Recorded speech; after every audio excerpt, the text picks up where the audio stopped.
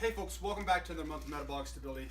Back for another month. We're going to be talking about something that kind of seems to be catching on, if you will. People are starting to talk about it. We've seen a few presentations of the summer course of the seminar series, if you will, out there that runs a gamut, where people are talking about this type of thing. That's rotational training. We've obviously talked about it several times, ad nauseum, if you will, here at Metabolic Stability. And we're going to talk about it again this month. We probably, I think, have been talking about enough and probably have enough wherewithal and training practice with it that I think we have a lot to really add to this on that.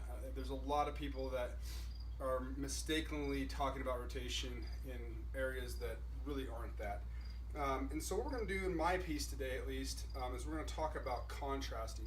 A lot of times, rotation training is very closely linked to anti-rotational training. So we're going to kind of look at that, and we're going to kind of contrast those two things, hopefully with kind of filling in some gaps and solving some problems with a couple of the more common things that are rotational training in regards to kettlebell. And you also can see that I'm going to get the ultimate sandbag on my two exercises, at least this month anyway. So hopefully you stick around. We'll talk to you soon, and I can't wait to share my two drills with you. All right, guys, now we're going to get to one of my favorite drills. Now, it's a great drill, but you definitely need to know how to do it well. That should be obvious, but yeah, I'm amazed how people mess this drill up all the time. We'll go over what I mean. Now, in kettlebell training, one of the things I've really emphasized in the kettlebell community, has emphasized over the years, is when you do something like a kettlebell clean, to not whack your wrist. You actually move your hand around the bell, not the bell over your hand. If you try to do a kettlebell clean by moving the bell over your hand, you usually slap your wrist. If you move your hand around, you get a nice smooth motion where there's really no impact upon the wrist. The same thing's going to be said here. Even though Jessica's going to be moving the USB around her body, she's really trying to think of moving her body around the USB rather than moving the USB around her body. That'll make more sense as we go over it. Now, I'm going to have Jessica do two versions first so we can distinguish the differences between the around the worlds, because there are a couple different ways we can do it. One is anti-rotational. Okay? Just as we spoke about frontal plane movement being the body moving through the frontal plane, same thing when we talk about transverse or rotational movement, we're talking about the body. All rotational movement, as we've talked about, has to go through the pivoting action of the foot into the ground. If you move the weight in a circle, that's not rotational training per se, because it doesn't dictate what your body is doing. Rotational training is based upon what the body is doing. So if the weight is moving around your body, but your feet aren't moving and you're just wrapping the weight around you, that's anti-rotation. Remember, we're talking about the body, not the load. Coaches screw that up all the time. It's very frustrating because they miss the goal of their exercise. So let's see Jessica do a few repetitions of anti-rotational around the worlds. So definitely recommend you start with a smaller USB. Grab those clean grip handles. She's actively going to pull the handles apart, and she's going to start nice and slow and just wrapping the weight around her body. You guys saw this in level 1 with a kneeling around the world to improve core and hip mobility and stability. All right, so that would be anti-rotation. Let's see her do the rotational version and watch her footwork specifically. She doesn't have to go very fast, but see how the footwork creates the movement of the USB around her body. How her elbows stay close to her body the entire time and never flare away. What's wonderful about this drill is a combination, like we talked about in level 1, a lift and chop in 360 degrees. It's like a lift and chop with a plank that forces you to resist extension and flexion. So as you do this, we shouldn't see the ribs flare greatly either. That means we've lost core stability. Now what you saw Jessica do is rather advanced, so this is how we're going to teach it. We're going to think about putting on a jacket and taking off a jacket. So all I'm going to ask Jessica to do is rotate to one side so the weight lands right between her shoulder blades and her feet press firmly into the ground. At this point, she should be driving the ground, glutes are tight, and see how her ribs came down. If she relaxes, go ahead and go the other way, Jess. See, you're going to see more of this, the ribs flare up. Now, to come back down, she's going to go the same way down and wrap around. What led the movement was her foot. Okay? What a lot of your clients will have a problem with is they'll only simply elevate a heel, they'll get stuck and they'll heave the weight upon their back and create a thump. That's rather uncomfortable. It's not damaging, but it's uncomfortable. So when you actually rotate, actually if Jessica puts on the weight for a moment, If she goes ahead and rotates this foot completely, and keep following the motion, see how her body turns, and then if she were coming around, she has plenty of room to clear her body. Okay, come back to the middle. Now, if she simply just lifts her heel, and now she tries to turn, she gets kind of stuck here. So the only way she can get the weight upon her body is if she were to thrust it upon her backside. So again, your ability to internally rotate, pivot that foot, squish that bug, is going to determine how sort of easy and comfortable this drill becomes. That's why you really want to make sure you don't rush people through different progressions. So let's see it again. Just go grab the bag in. So a couple times, we're just going to go put on the jacket, take off the jacket. Pivot, make sure they go right between those shoulder blades, press down, take off the jacket. Good job. See, Jessica also did a good thing. She didn't duck her head at any point. If you move like this, you're going to have plenty of clearance for the head. When you drop the head, you put yourself into flexion, elbows come forward, and it becomes much more uncomfortable and not as productive of an exercise. Let's do 2 more, Jess. And this is a good way for people to start to pattern the exercise. And putting on and taking off the jacket makes sense. Some instructors have used the analogy of putting on and taking off a cape, sort of like a superhero. Gets the people that concept of what's supposed to happen.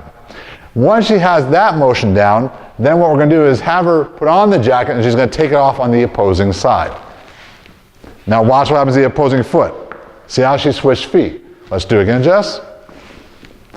So it's always the foot action that creates the movement. Once she's done that and starts to smooth it out, then she can make it one fluid action. Let's see a couple reps, Jess. And all she's doing, she's following the momentum that her feet is creating and keeping those elbows in close to her body. If she were to extend her arms out, the weight would get away from her. The weight would start moving her instead of her moving the weight. So the first of my 2 exercises, which may, if you've been following the series, may or may not come as a surprise to you, is the Renegade Row. But I'm going to do a preparatory drill to the Renegade Row because I think the thing that often goes missing with this is being able to tie in that upper body piece to this when you take that hand off the ground. So I like, as a preparatory drill, or a contrast drill as we mentioned in the introduction, of just the ultimate sandbag side plank with a row. So we're just here nice and tall.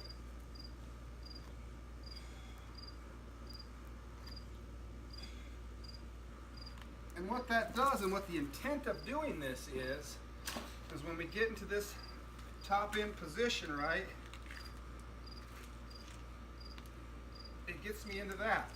And we mentioned in the write-up, you'll see that we're talking about some progressions to get into that, side plank in general, doing some of those kind of palm lifts, if you will, are great kind of feeders towards moving towards the Renegade Row, where you're just tying yourself in. You can move yourself from a wide stance to a narrow stance. Right? That's a pretty narrow stance. We can be wider, we can be narrower. So there's a lot of very incremental adjustments that can be made with the Renegade Row. So what does it look like? Well, real simple. Let me grab one of these. Again, we've talked about 1,000,000 times before about needing the size to the bottom. 16 kilo worth I have. 8 kilo is about as small as you can get. You see, that's probably about a 4-inch diameter, if you will. And that's probably about as small as you want, just from a good safety standpoint. If we're in here, we set up in a good position, get the butt turned on.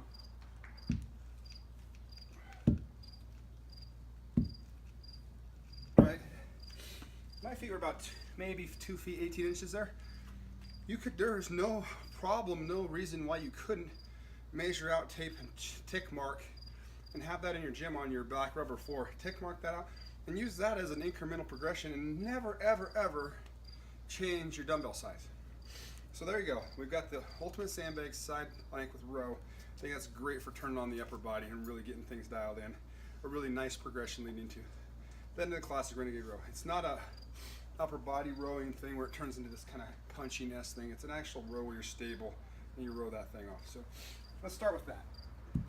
The next one is, again, more contrast. We'll start with a couple smaller ones. Basically 50%, if you will. I've got a 16 and an 8. And all we're going to do is just work on not spinning out, if you will, when we squat. So I'm going to bring them up into position here. As such, I'm just going to make the heavy side look like the light side, and I'm going to make the light side look like the heavy side. Maybe you want to take a look from behind. Hopefully I'm doing a really good job of this. So we've got that, right? That's kind of our anti-rotation, right? But we can also do this. I'm just going to rotate just a little bit.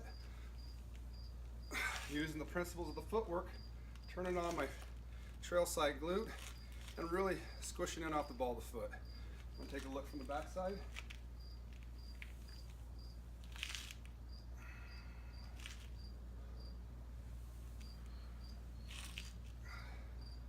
So there you have it. At least our current look for this month's metabolic story. All right, so after we've gone through some of these progressions, we can start adding more joints in the equation. When we add in more joints, we add in more complexity to the movement because there's more parts of the body that have to move, obviously. So when we do so, especially when we start adding in the hip hinge, we really need to make sure that we're being safe about the body, because I can't emphasize enough, we're really trying to avoid that rotation and flexion of the lumbar spine, which is really how people herniate a lot of lumbar discs. So while you may be able to survive it for 1 or 2 reps, you just need one bad rep to have it go wrong, all right? So it's really important that we build progression in the manner that we are. And so that's why we're going into our inside out clean. So I'm just gonna perform 2 repetitions, then I'll break down why we're doing it and how to do it and really how to maximize it. So let's just go do 2 repetitions. So she's gonna use a strength bag so she can start from the ground. Again, if you're using a smaller bag, you don't necessarily need to start from the ground.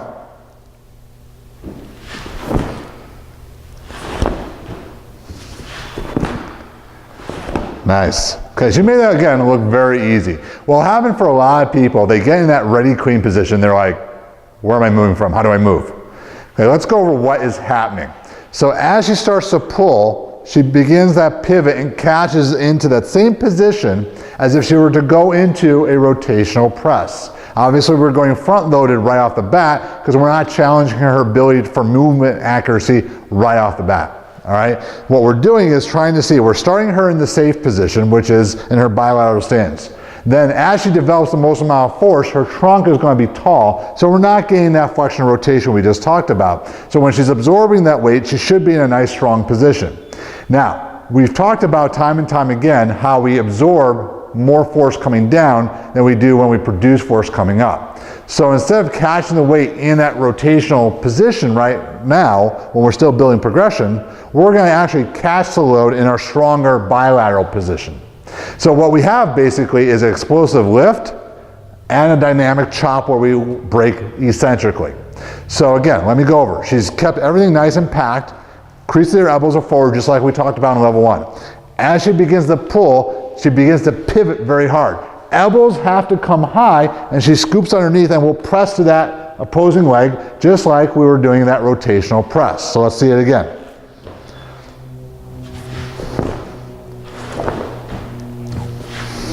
Nice, Jess. So what happens to a lot of your clients? A, they'll throw the weight out in front of themselves. So Jessica, can you do one where you sort of let the elbows come away or you glue them into your ribs instead of coming up? And you get something like that. See how she fell off balance? That was perfect. Go come back down and relax. So if you, again, you see your client moving, they get really off balance, it's because they're trying to catch up with the weight. Rather than developing enough force where they can elevate their arms straight up like we do in the high pull to get underneath that weight, they throw the weight out in front of them, and that really throws them off balance. Either that or they start thumping into their chest, which is, again, something we don't want. You saw how smoothly Jessica got her arms underneath the weight. All right. If she also doesn't rotate the leg fully, let's just have you sort of lift up the heel as you do it, Jess. She really can't get in position either. So again, that powerful pivot is so critical in producing force from the ground up. Now, again, what we could do is challenge her by getting movement accuracy. So once she gets the clean into the front load, we can see, does she have the elements of keeping the elbows up by making her clean to fist? So let's see if Jessica can do it here. Nice.